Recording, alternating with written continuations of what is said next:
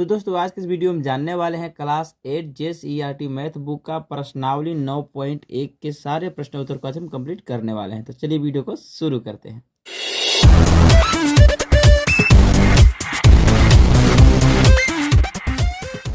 तो यहाँ पे पहला प्रश्न है, निम्न का अनुपात ज्ञात कीजिए।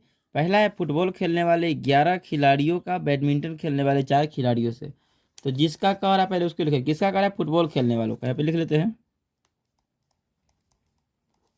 फुटबॉल खेलने वाले खिलाड़ियों का बैडमिंटन खेलने वाले, ठीक है। तो बैडमिंटन खेलने वाले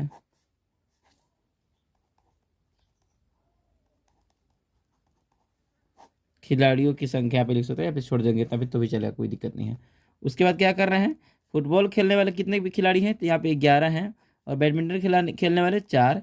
अगर कटने वाला होगा तो काट देंगे और नहीं कटने वाला होगा तो जो ऊपर होगा उसको पहले लिख लेंगे और जो नीचे होगा उसको बाद में लिख लेंगे, ठीक है। तो इसका हो गया 11:4, ठीक है। अब दूसरे नंबर पर लिखते हैं। तो यहाँ पे कहा जा रहा है 25 मिनट का 30 सेकेंड से। अब देखिए इस तरह के जब प्रश्न होते हैं थोड़ा सा ध्यान देना है, दोनों का यूनिट सेम होना चाहिए। यहाँ पे देखिए 25 मिनट अलग यूनिट है और सेकेंड यहाँ पे अलग है, तो इसको हम एक यूनिट बनाएंगे। तो यहाँ पे लिख लेंगे 25 मिनट का 30 सेकेंड से ना, तो यहाँ पे लिख लेंगे 30 सेकेंड से। उसके बाद अब क्या होगा, देखिए 25 मिनट है तो 25 मिनट को हम सेकेंड में जब बदलेंगे तो यहाँ पे 60 से गुना कर देंगे, क्योंकि एक मिनट में 60 सेकेंड होता है।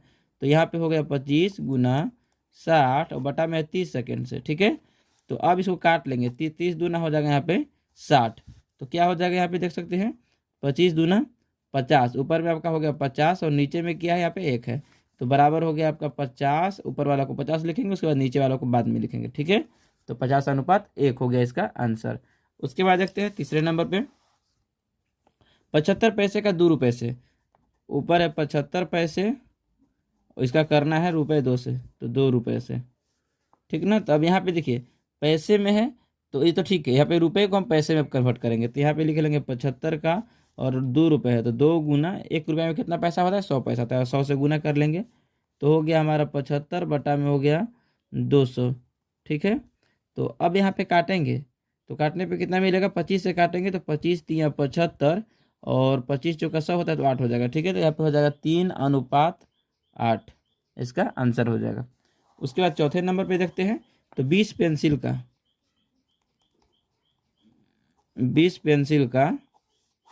3 दर्जन से, 3 दर्जन पेंसिल से, ठीक है। तो 20 पेंसिल, अब 20 तो यूनिट इकाई में ही है, कोई दिक्कत नहीं है। यहाँ पे 3 दर्जन कह रहा है तो यहाँ पे 3 लिखेंगे गुना, दर्जन में कितना होता है यूनिट? तो यहाँ पे दर्जन में होता है आपका 12। तो यहाँ पे अब काट लेंगे, कटने वाला है 2 से काटेंगे तो 2 छक 12 और 2 से काटेंगे तो यहाँ पे 10, ठीक है। फिर 2 से काटेंगे 2 तिया 6 और 2 पचे 10। तो यहाँ पे हो जाएगा आपका 5/3 तरीके 9। तो यहाँ पे हो जाएगा 5:9 इसका हो जाएगा आंसर, ठीक है।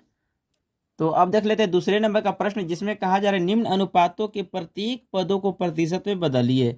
तो अब इसका जो अनुपात दिया हुआ है इसको प्रतिशत में बदलना है। तो किस तरह से बदलेंगे चलिए देख लेते हैं। यहाँ पे दिया हुआ है झारखंड के गांव, देखिए यहाँ पे मेन फोकस है गांव तथा शहर, ठीक है।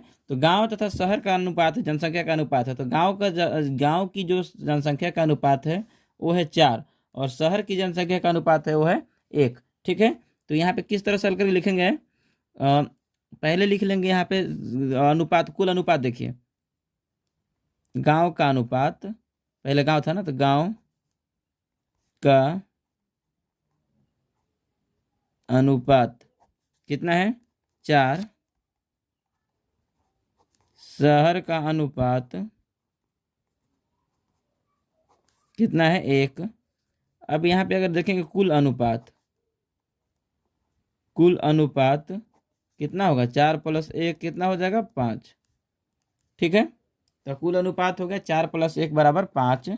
अब इसको लिख सकते हैं, पहले निकालते हैं गांव का अनुपात का प्रतिशत, ठीक है। गांव के अनुपात का प्रतिशत। तो इसको किस तरह से निकालते हैं, देखिए गांव का, तो गांव निकालना है तो पहले लिखेंगे 4 और टोटल कितना होगा, टोटल अनुपात तो 5 है, गांव वाला अनुपात 4 है, टोटल अनुपात 5 है। तो इस तरह से लिखेंगे, उसको प्रतिशत निकालने के लिए 100 से गुना करेंगे, ठीक है। अब 5 से काटेंगे, 5 से कम 5, 20 पचे 100, तो यहाँ पे हो जाएगा 20 चौके 80, तो 80% हो जाएगा, ठीक है। इसी तरह से निकालेंगे शहर के अनुपात का प्रतिशत। वैसे यहाँ पे शहर की जनसंख्या के अनुपात का प्रतिशत होगा, लेकिन स्पेस बाकी का बहुत कम बचेगा, इसलिए यहाँ पे डायरेक्ट लिखे, ठीक है। तो यहाँ पे हो जाएगा शहर का है 1 में यहाँ पे 5, टोटल 5 है, उसके बाद गुना करेंगे इसको 100 से, और 20 पचे 100 फिर से हो जाएगा, बराबर हो जाएगा यहाँ पे 20%। एक चीज़ जब ध्यान देंगे अनुपात में, तो यहाँ पे जो भी अनुपात है, जैसे कि अगर आप देखते हैं तो 80% आया और 20%, 100% आपको हो गया। तो अनुपात में दो जो यहाँ पे पद दिए होते हैं, 2 हो 3 हो, जितना भी पद हो, उन सबका जो यहाँ पे प्रतिशत का अगर योग निकालेंगे तो 100% होगा ही होगा, ठीक है। अब देखते हैं दूसरे नंबर। तो एक आयत की लंबाई तथा चौड़ाई का अनुपात, यहाँ पे लिख लेंगे आयत की लंबाई का अनुपात 3 तथा चौड़ाई का अनुपात 2, यहाँ पे हो जाएगा कुल अनुपात 3 + 2 = 5, ठीक है। उसके बाद क्या करेंगे, यहाँ पे पहले निकालेंगे लंबाई का अनुपात। अब लंबाई की अनुपात का प्रतिशत, लंबाई का कितना है, यहाँ पे भी लंबाई देखेंगे तो 3 है, कुल यहाँ पे कितना है 5 है, गुना करेंगे 100 से, तो यहाँ पे हो जाएगा 20, 20 या 60 हो जाएगा, 60%। तथा चौड़ाई की अनुपात का प्रतिशत, तो चौड़ाई का कितना हो जाएगा, चौड़ाई का यहाँ पे देख सकते हैं 2 है, तो 2/5 गुना 100, 5 से काटेंगे 20, तो 20 दूना 40%, ठीक है। अब यहाँ पे देखते तीसरा नंबर में है गणित की परीक्षा में पास करने वाले तथा फेल करने वालों की संख्या। तो यहाँ पे लिख लेते हैं पास करने वाले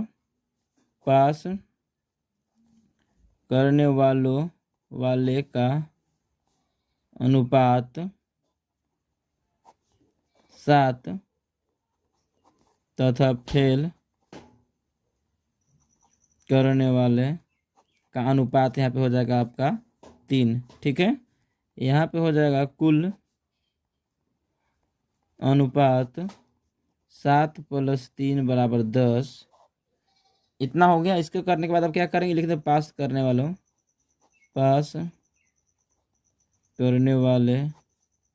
की अनुपात का प्रतिशत, पास करने वाले जितने भी उनका अनुपात का प्रतिशत निकालेंगे, तो पास करने वाले कितने हैं, 7 हैं, 7 बटा हो जाएगा यहाँ पे 10, गुना करेंगे 10 100 से, अब यहाँ पे हो जाएगा 10 10 में 100 बराबर हो गया 10 7 70%, ठीक है। तथा फेल करने वाले की अनुपात का प्रतिशत, फेल करने वाले कितने हैं, बाकी जो 3 बच गए, 3/10 हो जाएगा, बराबर यहाँ पे 3, और गुना कर देंगे यहाँ पे 100 से, अब 10 से कटेगा फिर वही 10, बराबर यहाँ पे हो जाएगा 30%।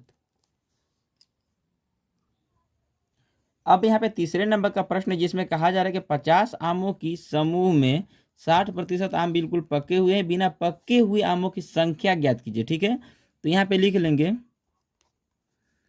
चूंकि 60% आम पके हुए हैं, ठीक है, पके हुए हैं, इसीलिए कच्चे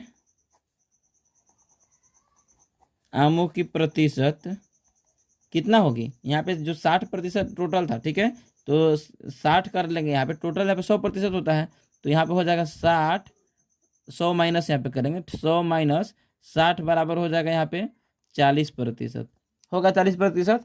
अब यहाँ पे लिख लेंगे, इसलिए या फिर लिख लेंगे अब 40, यहाँ पे लिख लेंगे 50 का 40%, कितना होगा? 50 का 40% निकाल लेते हैं, 100 से गुना कर देंगे, एक जीरो से एक जीरो खत्म, एक जीरो से एक जीरो खत्म। यहाँ पे हो गया 5 चौका 20। तो यहाँ पे कह सकते हैं अतः कच्चे आमों की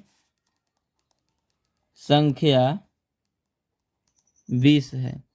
ठीक है, इसको अब यहाँ पे चौथे नंबर का प्रश्न है जिसमें कहा जा रहा है कि राम प्रथम वर्ग से दसम वर्ग तक पहुंचने में केवल प्रथम श्रेणी या द्वितीय श्रेणी लाया। प्रथम श्रेणी मतलब हो गया आपका फर्स्ट, ठीक है, और सेकंड श्रेणी, द्वितीय श्रेणी यानी कि सेकंड। तो पहला से जब 10वां तक गया तो उसका यहाँ पे फर्स्ट या तो आया है, फिर सेकंड आया, मतलब थर्ड वो कभी नहीं आया, यानी कि 2 के अलावा तीसरा कुछ नहीं आया। ठीक है, तो यहाँ पे अब बोल रहा है कि यदि 4 बार द्वितीय श्रेणी लाया, ठीक है, तो पहले आप क्लास देख लीजिए कितने क्लास हुए, पहला से लेकर 10वां तक 10 क्लास हो चुके हैं। तो यहाँ पे लिख सकते हैं कुल कक्षा की संख्या कितना होगा? 10। अब देखिए कह रहा है 4 बार द्वितीय श्रेणी लाया, ठीक है, तो टोटल 10 है, तो 10 बार यानी कि प्रथम और द्वितीय मिला करके 10 होगा। अब यहाँ पे बोल रहा है 4 बार द्वितीय श्रेणी लाया, तो यहाँ पे लिखेंगे चूंकि वह 4 बार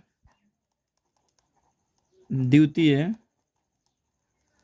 श्रेणी लाया, इसीलिए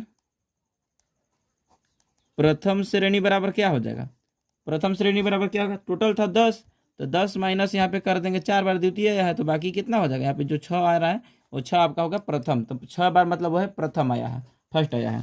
तो उसके बाद हम निकालेंगे अब प्रथम श्रेणी का यहाँ पे प्रतिशत निकाल लेते हैं। प्रतिशत यानी कितना बार जो प्रथम श्रेणी आया है उसके साथ कितना प्रतिशत, यानी कि कह सकते कितना प्रतिशत वो फर्स्ट आया है।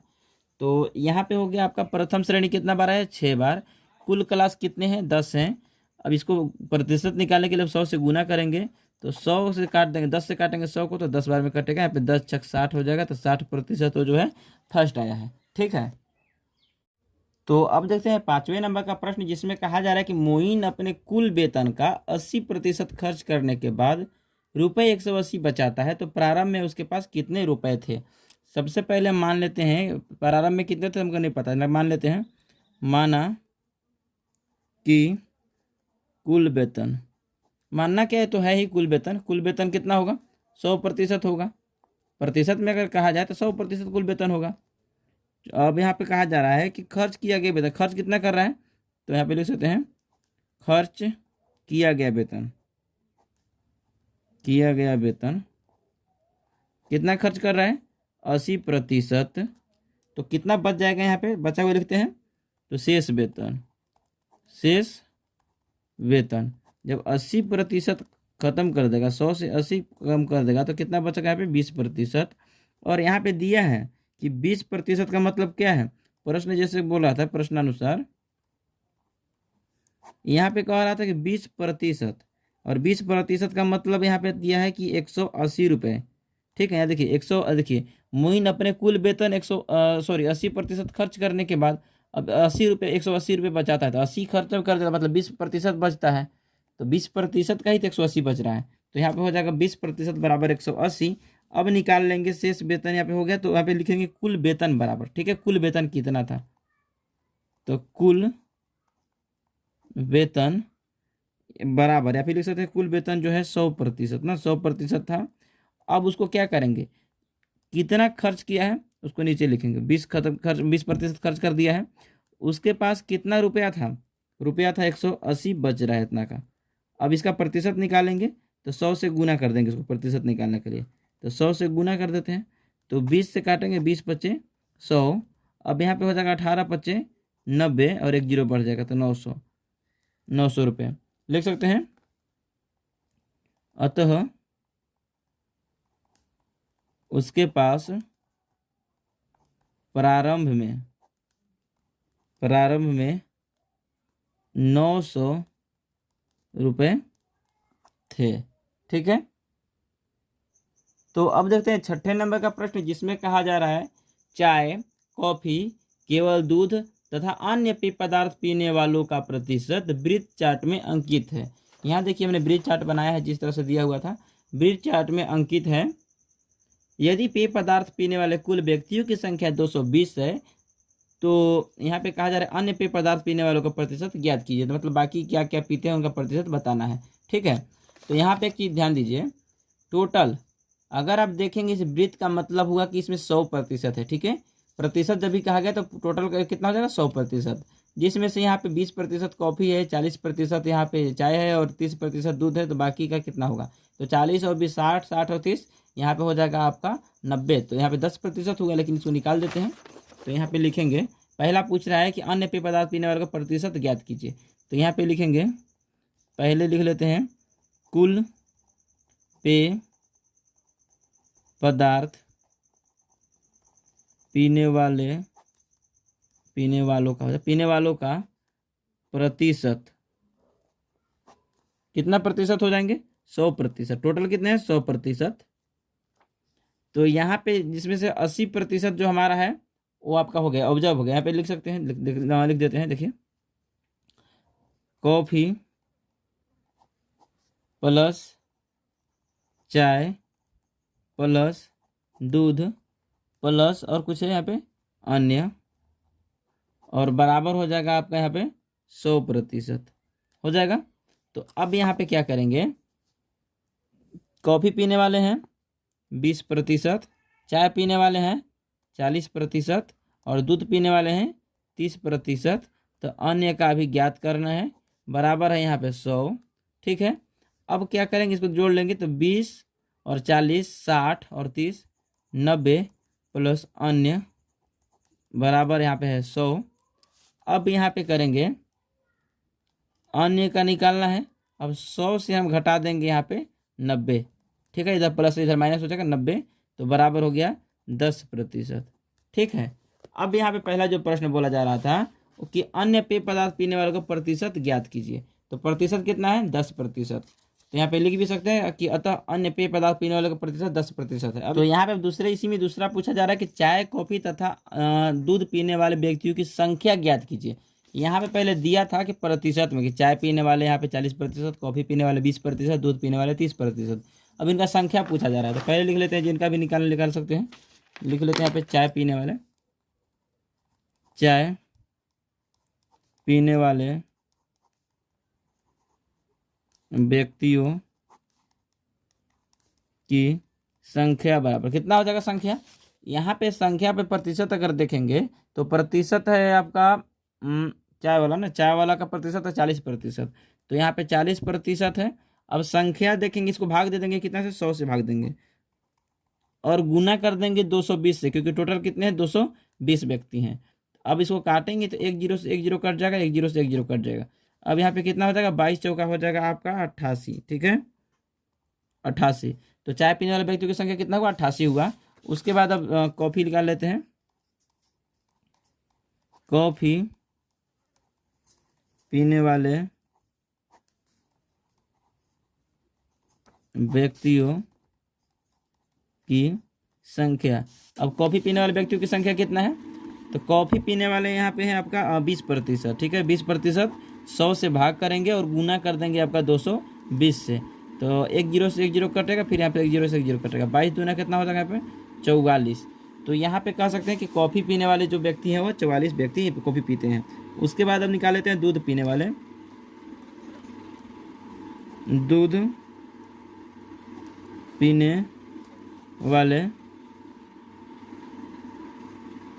व्यक्तियों की